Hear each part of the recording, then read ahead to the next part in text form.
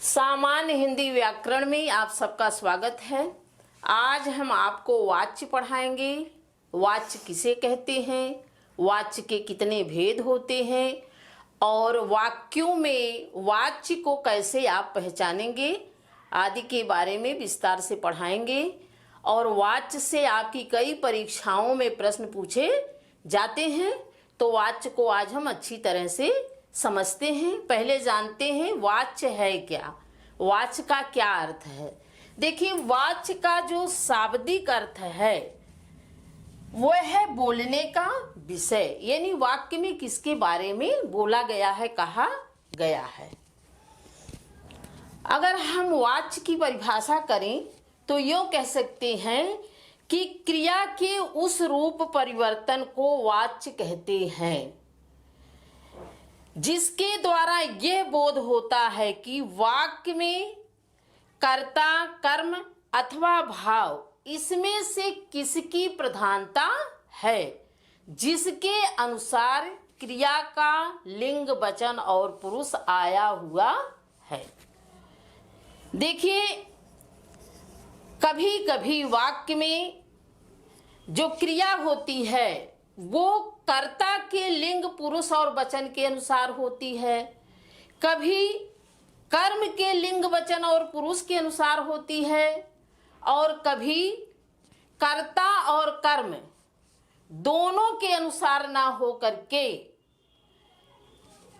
अन्य पुरुष, एक वचन और पुल्लिंग में होती है।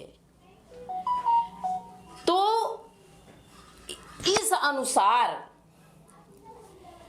जो है वाच्य तीन तरह का होता है। यानी जब वाक्य में कर्ता की प्रधानता होगी तो कर्तृवाच्य, कर्म की प्रधानता होगी तो कर्मवाच्य, और भाव की प्रधानता होगी तो भाववाच्य। तीन तरह के वाच्य होते हैं। अब हम परिभाषा को फिर से आपको जो है बताते हैं। देखिए, कहा गया है कि क्रिया का रूप जो होता है वो वाक्य में परिवर्तित होता रहता है। कभी क्रिया कर्ता के अनुसार होती है, कभी क्रिया कर्म के अनुसार होती है, और कभी क्रिया भाव के अनुसार होती है। क्रिया का यही रूप परिवर्तन क्या कहलाता है, वाच्य कहलाता है। आपको हमने बता दिया कि यदि वाक्य में कर्ता की प्रधानता होगी तो क्रिया जो है कर्ता के लिंग, पुरुष और वचन के अनुसार होगी।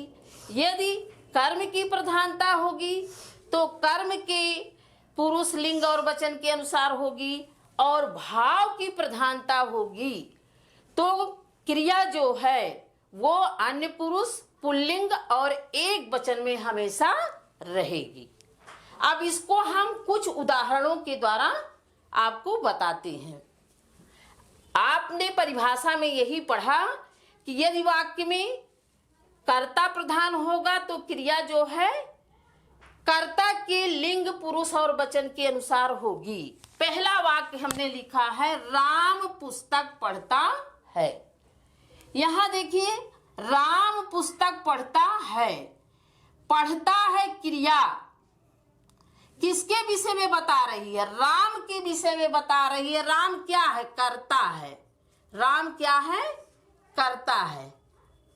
यानी क्रिया किसके विषय में बता रही है, कर्ता के विषय में बता रही है, राम के विषय में बता रही है। यानी इस वाक्य में कर्ता क्या है, प्रधान है। कर्ता क्या है, प्रधान है। तो कर्ता के अनुसार ही क्रिया का लिंग, वचन और पुरुष होगा। तो यहां देखिए, राम जो है पुल्लिंग का शब्द है, एक वचन का शब्द है और अन्य पुरुष का है। तो क्रिया पढ़ता जो है वो भी एक वचन, पुल्लिंग और अन्य पुरुष की है। तो यहां आप लोगों ने समझ लिया कि वाक्य में यदि कर्ता प्रधान रहेगा तो क्रिया जो है कर्ता के ही लिंग पुरुष और वचन के अनुसार होगी, जैसा कि राम पुस्तक पढ़ता है वाक्य में है। अगर वाक्य में कर्म प्रधान होगा, कर्म आप जानते हैं कि क्रिया का प्रभाव जिस पर पड़ता है वही कर्म होता है। जैसे इस वाक्य में राम के द्वारा पुस्तक पढ़ी जाती है, तो पढ़ना क्रिया का प्रभाव किस पर पड़ रहा है? पुस्तक पर पड़ रहा है। राम क्या है? पढ़ने वाला है, यानी कर्ता है? लेकिन पढ़ने का प्रभाव किस पर पड़ रहा है? पुस्तक पर पड़ रहा है। तो पुस्तक क्या है? कर्म है। तो यहां राम के द्वारा पुस्तक पढ़ी जाती है। यहां देखिए क्रिया जो है स्त्रीलिंग में आई हुई है, तो अगर राम कर्ता के अनुसार आता तो पुल्लिंग में आता, लेकिन क्रिया स्त्रीलिंग में आई हुई है क्योंकि यहां जो है क्रिया किसके विषय में बता रही है? राम के बारे में नहीं बता रही, पुस्तक के बारे में बता रही है कि पुस्तक पढ़ी जाती है। किसके द्वारा? राम के द्वारा। तो यहाँ प्रधान वाक्य में कौन है? पुस्तक है, यानी कर्म प्रधान है। तो इसीलिए क्रिया का लिंग वचन और पुरुष भी पुस्तक के अनुसार है। पुस्तक यहाँ स्त्रीलिंग है, यानी कर्म यहाँ स्त्रीलिंग है, इसलिए यहाँ पढ़ी जाती क्रिया भी क्या है? स्त्रीलिंग का है। एक पुस्तक एक वचन है तो क्रिया भी एक वचन है। समझ रहे हैं? तो इस तरह से जो है कर्म के अनुसार जो है क्रिया आई हुई है, क्योंकि इस वाक्य में कर्म की प्रधानता है। क्रिया का विषय जो है वो क्या है? कर्म है। तीसरे वाक्य में देखिए, राम से पढ़ा नहीं जाता है। यहाँ ना कर्ता के बारे में बताया गया है, ना कर्म के बारे में बताया गया है, नहीं ना कर्ता प्रधान है ना कर्म प्रधान है, बल्कि यहाँ भाव प्रधान है। पढ़ा नहीं जाता है, एक भाव है, पढ़ा नहीं जाता। यहाँ क्रिया की ही प्रधानता है, पढ़ा क्रिया की ही प्रधानता है। तो यहाँ जो है जाता है क्रिया जो है ये अन्य पुरुष एक वचन और पुल्लिंग में आया हुआ। हालांकि यहाँ राम भी पुल्लिंग है, लेकिन राम के अनुसार क्रिया नहीं आई हुई है। भाव के अनुसार प्रथम पुरुष एक वचन और पुल्लिंग में आई हुई है। यहाँ क्रिया हमेशा एक वचन और पुल्लिंग में ही आएगी जहाँ भाव प्रधान होगा। तो इस तरह इन तीनों उदाहरणों से आप समझ लिए होंगे कि क्रिया का वह रूप परिवर्तन जिससे यह बोध होता है कि वाक्य में कर्ता, कर्म या भाव इसमें से कौन प्रधान है, किसकी प्रधानता है, किसके विषय में वाक्य में कहा गया है, जिसके अनुसार क्रिया का लिंग वचन और पुरुष आया हुआ है। अब चलिए हम बताते हैं यहाँ वाच्य के भेद के विषय में। अभी हमने बताया कि कर्तृवाच्य, कर्मवाच्य, भाववाच्य, ये तीन वाच्य हैं। यानी जब वाक्य में कर्तृ माने होता है कर्ता, यानी कार्य को करने वाला, वाच्य माने बोलने का विषय, यानी जहां वाक्य में कर्ता के विषय में बोला जाए या कहा जाए या कर्ता की प्रधानता हो वहां कर्तृवाच्य रहेगा। जहां कर्मवाच्य, जहां वाक्य में कर्म के बारे में बोला जाए या कर्म की प्रधानता हो वहां कर्मवाच्य रहेगा। जब वाक्य में किसी भाव के बारे में कहा जाए तो वहां जो है भाववाच्य रहेगा। अब इसमें से एक एक को हम उदाहरण के द्वारा समझाते हैं। पहला है कर्तृवाच्य। हमने बता दिया कि इस प्रकार के वाक्य में क्रिया को करने वाले कर्ता की प्रधानता होती है, यानी ऐसे वाक्य में कर्ता प्रधान होता है।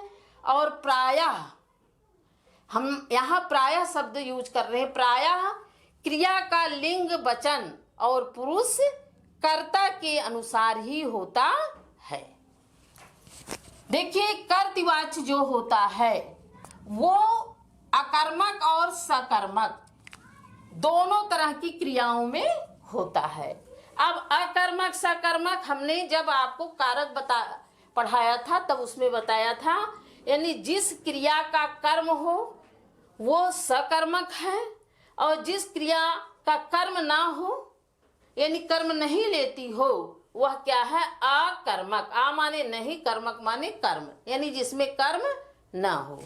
अब कर्म क्या है, अभी बताया कि क्रिया के कार्य का प्रभाव जिस पर पड़ता है वही क्या होता है, कर्म होता है। जैसे राम पुस्तक पढ़ता है तो पढ़ने की क्रिया का प्रभाव किस पर पड़ रहा है, पुस्तक पर पड़ रहा है, तो पुस्तक क्या है, कर्म है, और राम क्या है, पढ़ने का कार्य करता है, तो इसलिए क्या है, करता है।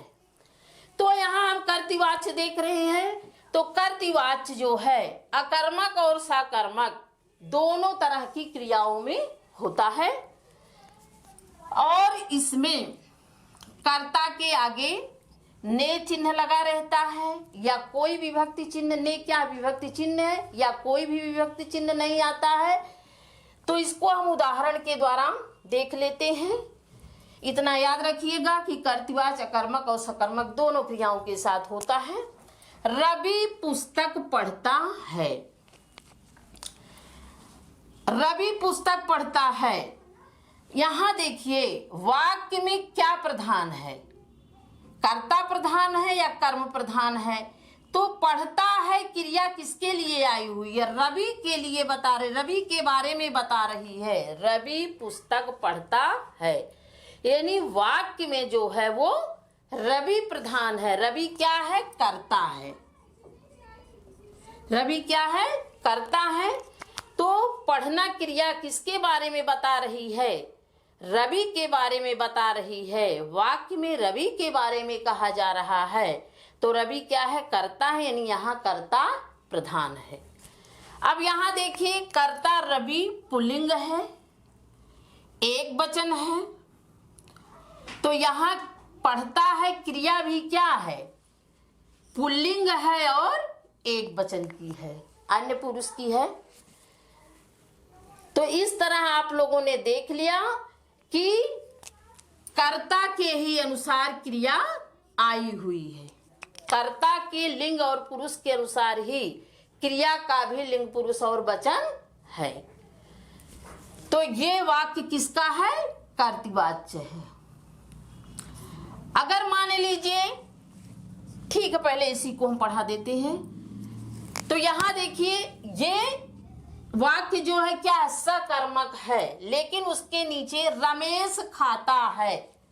यहां रमेश खाता है, क्या खाता है ये नहीं इसमें है, रमेश क्या खाता है, तो ये क्या हुआ, अकर्मक हुआ।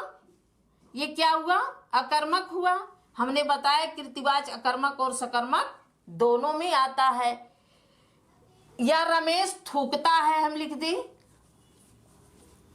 रमेश थूकता है, छींकता है, रमेश छींकता है। अब यहां देखिए, यहां ये अकर्मक क्रिया, कोई कर्म इसका नहीं है, लेकिन अब आपको देखना है कि वाक्य में कौन प्रधान है। यहां कर्म है ही नहीं, तो कर्म के प्रधान होने की कोई संभावना ही नहीं है। तो वाक्य में किसके बारे में कहा गया है, रमेश के बारे में कहा गया है, यानी रमेश छींकता है। छींकता है क्रिया किसके बारे में कह रही, रमेश के बारे में कह रही है। तो यहाँ क्या है, कर्ता प्रधान है।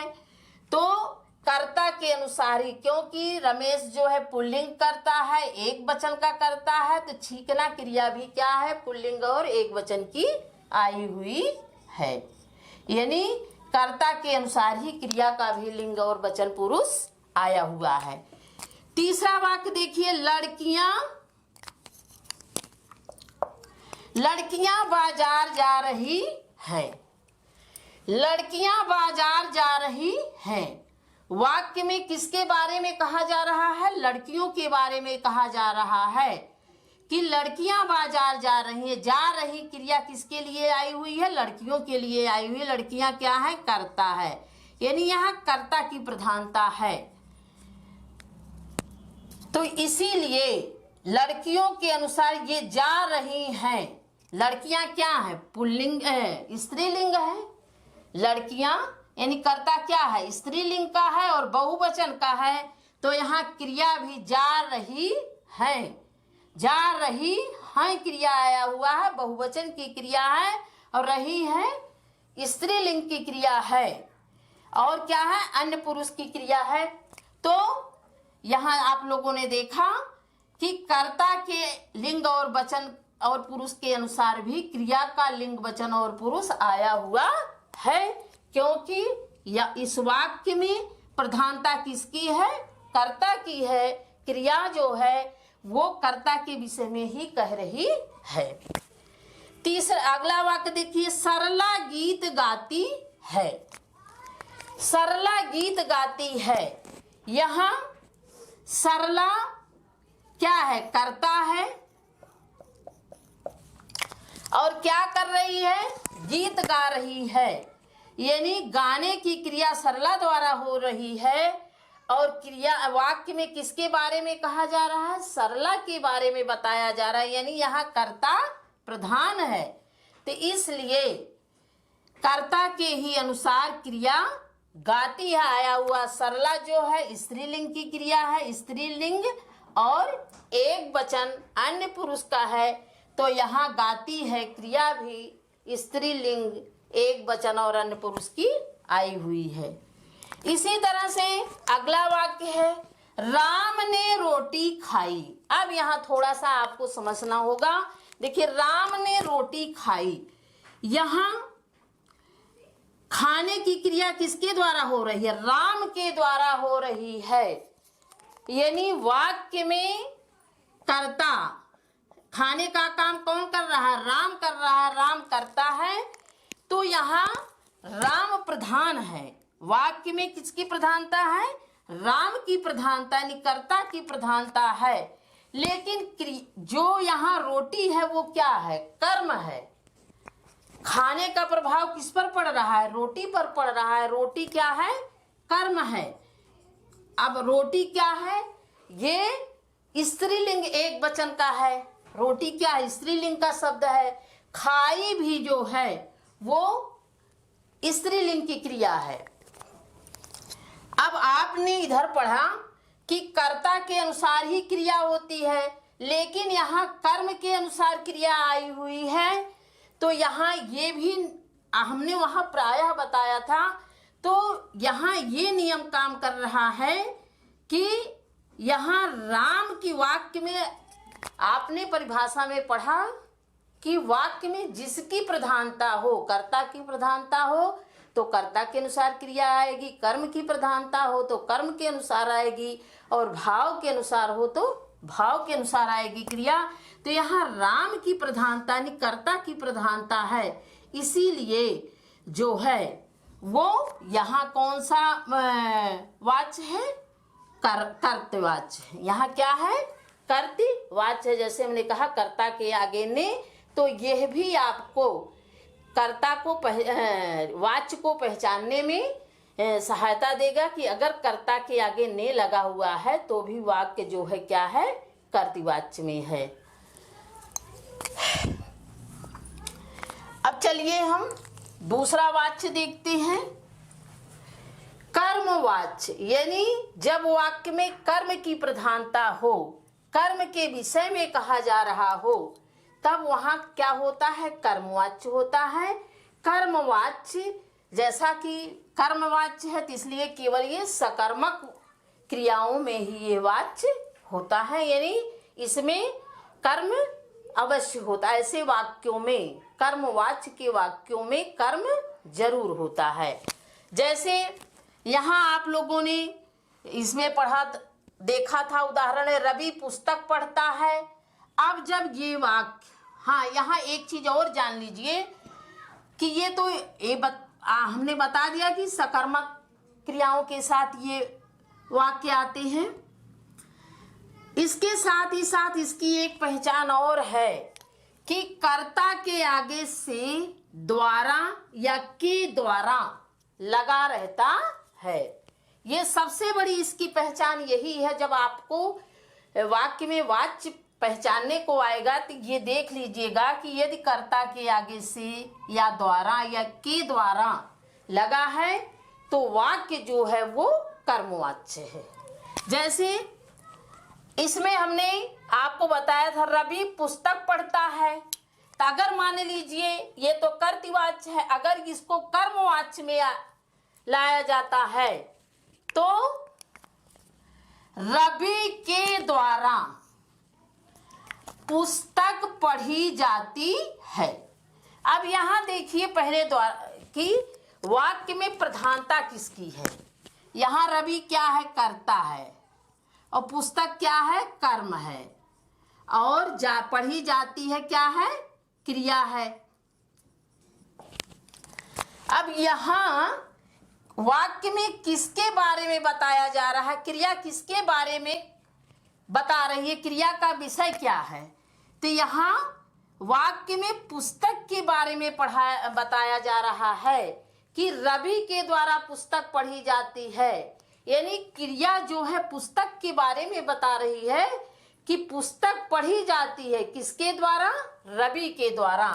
तो यहाँ पुस्तक यानी कर्म की प्रधानता है, इसीलिए ये क्रिया जो पढ़ी जाती आया हुआ है। ये देखिए यहाँ तो रवि करता है, ये पुल्लिंग करता है, लेकिन यहाँ क्रिया जो है क्या है, स्त्रीलिंग की आई हुई है। क्यों आई हुई है, क्योंकि यहाँ क्रिया जो है कर्म पुस्तक के अनुसार है। पुस्तक जो है स्त्रीलिंग एक वचन का है, तो यहाँ पढ़ी जाती क्रिया भी स्त्रीलिंग एक वचन की आई हुई है। तो यहाँ आप लोगों ने समझ लिया कि जहां कर्ता के बाद के द्वारा, द्वारा या से आदि आता है और वाक्य में कर्म की प्रधानता रहती है और क्रिया जो है कर्म के अनुसार लगती है, वही क्या होता है, कर्म वाच्य होता है। जैसे यहाँ देखा आपने रवि के अनुसार क्रिया नहीं है, किसके अनुसार आई हुई है, कर्म पुस्तक के अनुसार आई हुई है।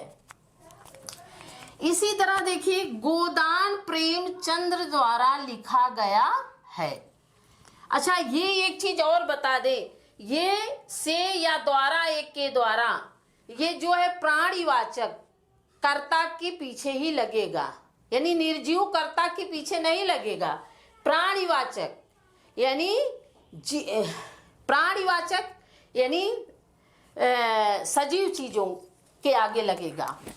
तो यहाँ रवि क्या है, प्राणीवाचक है, तो इसके पीछे के द्वारा लगा है। इसी तरह गोदान प्रेमचंद्र द्वारा लिखा गया। अब यही एक चीज हम और आपको बता रहे हैं कि अगर मान लीजिए कर्तृवाच्य से कर्मवाच्य में आपको परिवर्तन करना है तो कर्ता के आगे के द्वारा लगा देंगे और क्रिया को आप जो है वो भूतकाल की कर देंगे, तो आपका कर्तृवाच्य से कर्मवाच्य बन जाएगा। जैसे रवि पुस्तक पढ़ता, रवि के द्वारा पुस्तक पढ़ी जाती है। गोदान प्रेमचंद्र द्वारा लिखा गया। अब यहां देखिए गोदान प्रेमचंद्र द्वारा लिखा गया, यहाँ किसके बारे में बताया जा रहा है, क्रिया का विषय क्या है, क्रिया का विषय गोदान के बारे में बताना है, प्रेमचंद के बारे में नहीं, गोदान पुस्तक के बारे में बताना है। गोदान यहाँ क्या है, कर्म है, गोदान कर्म है और प्रेमचंद्र क्या है, कर्ता है। तो यहाँ वाक्य में प्रधान कौन है, जिसके बारे में जिसके विषय में बताया जाता है वही प्रधान होता है। तो यहाँ गोदान के विषय यानी कर्म के विषय में बताया गया है क्रिया के द्वारा, तो यहाँ कर्म प्रधान है।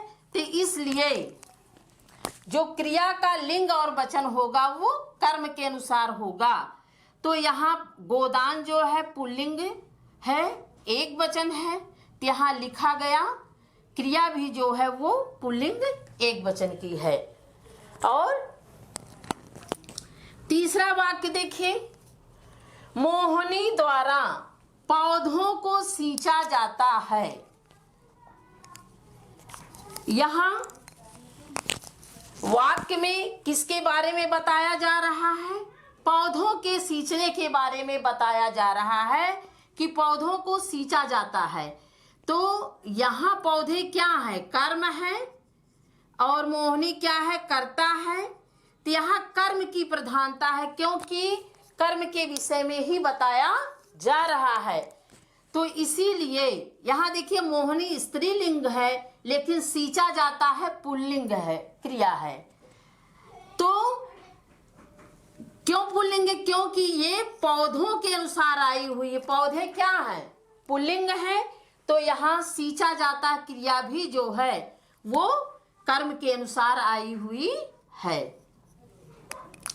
इसी तरह से सरला से गीत गाया जाता है। देखिए यहाँ से भी हमने बताया था, तो सरला से गीत गाया जाता है।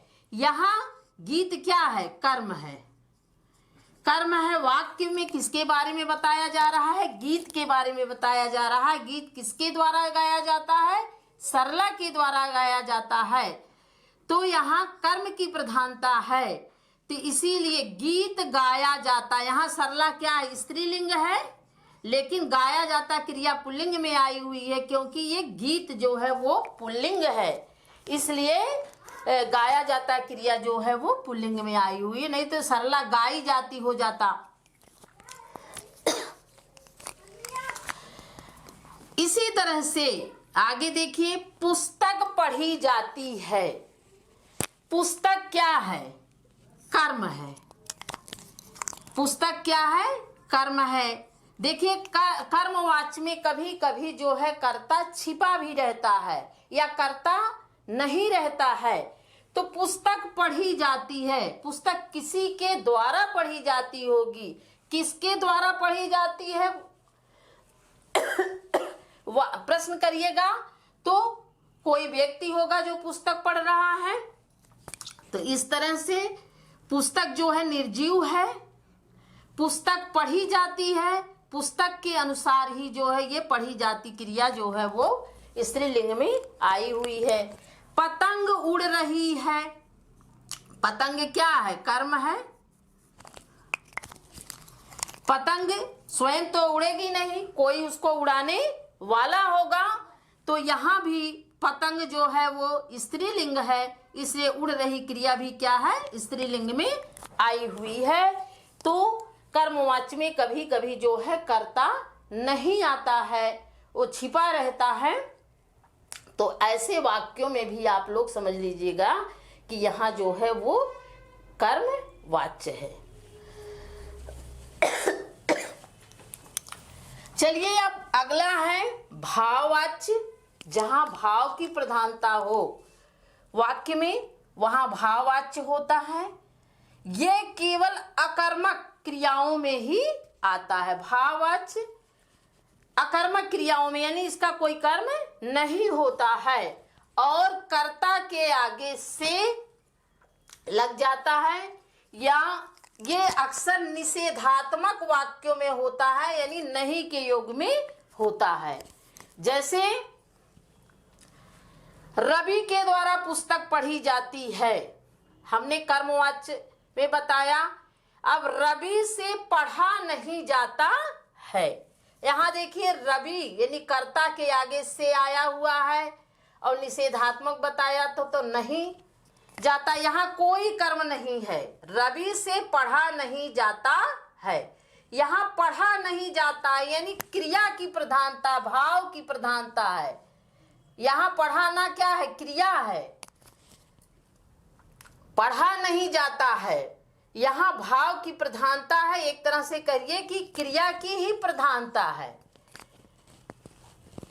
और यहाँ पढ़ा नहीं जाता है, जाता है ये अन्य पुरुष एक वचन और पुल्लिंग की क्रिया है। हमने बताया था कि भाववाच्य में हमेशा अन्य पुरुष पुल्लिंग और एक वचन की क्रिया होती है, तो ये अन्य पुरुष पुल्लिंग और एक वचन की क्रिया है।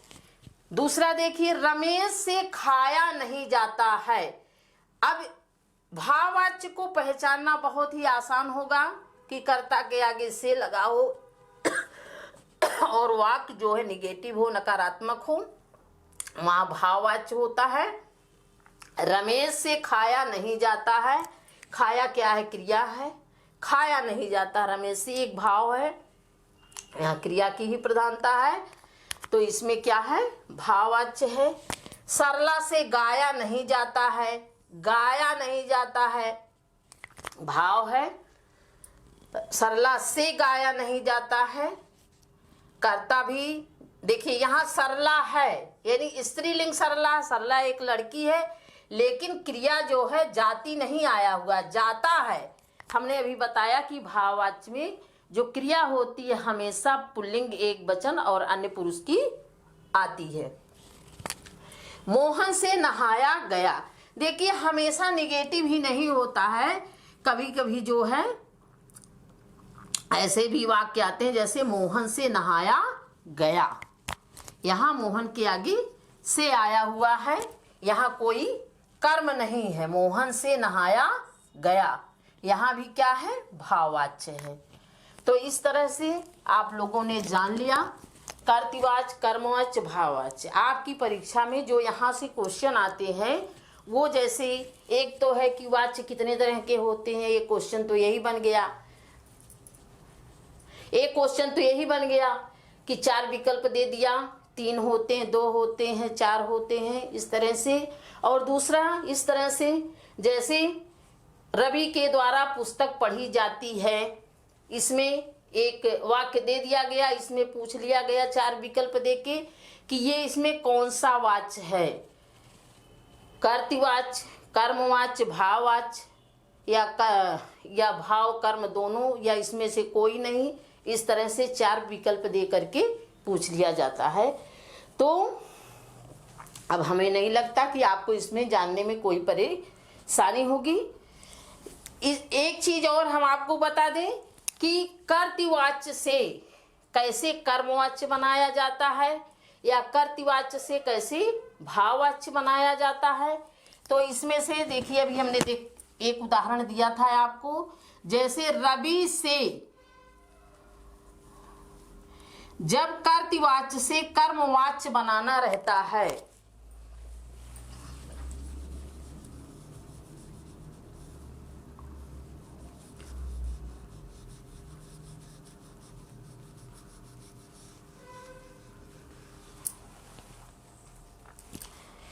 इसमें देखिए जब वाच्य का परिवर्तन करना रहता है कि कर्मवाच्य, कर्तृवाच्य से कर्मवाच्य बनाना रहता है, तो कर्ता के आगे अगर कोई विभक्त चिन्ह है, जैसे मान लीजिए कर्ता के आगे ने विभक्त चिन्ह है, तो उसको हटा दिया जाता है, या कर्म के आगे कोई विभक्ति चिन्ह है तो उसको भी हटा दिया जाता है।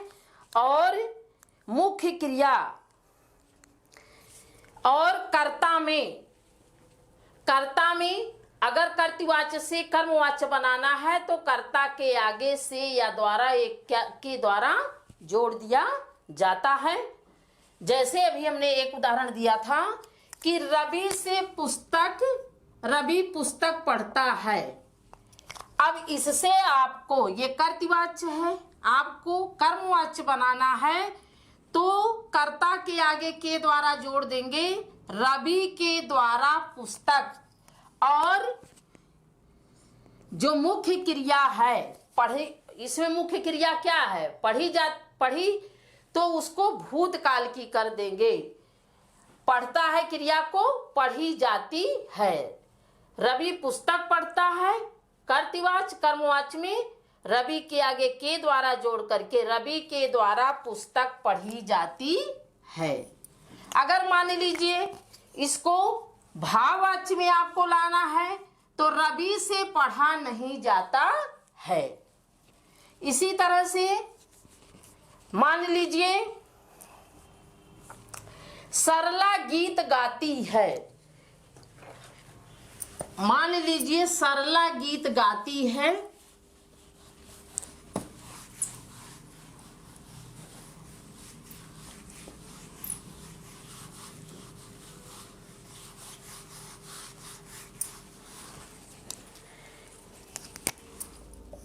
सरला गीत गाती है, गाती है। ये वाक्य जो है कर्तृवाच्य का है। कर्मवाच्य में इसको लाना है तो सरला के द्वारा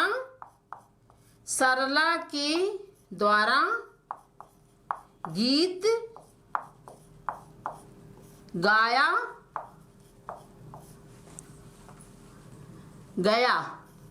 गाया जाता है। सरला के द्वारा गीत गाया जाता है। और अगर भाववाच्य में करना है तो सरला से गाया नहीं जाता है। तो इस तरह से आप लोग जो है वाच्य में परिवर्तन भी कर सकते हैं। कर्तृवाच्य के वाक्य को कर्मवाच्य में, कर्मवाच्य के वाक्य को भाववाच्य में बदल सकते हैं। तो हम समझते हैं कि आप लोग वाच्य को बहुत अच्छी तरह से समझ गए होंगे। आज के लिए इतना ही, धन्यवाद।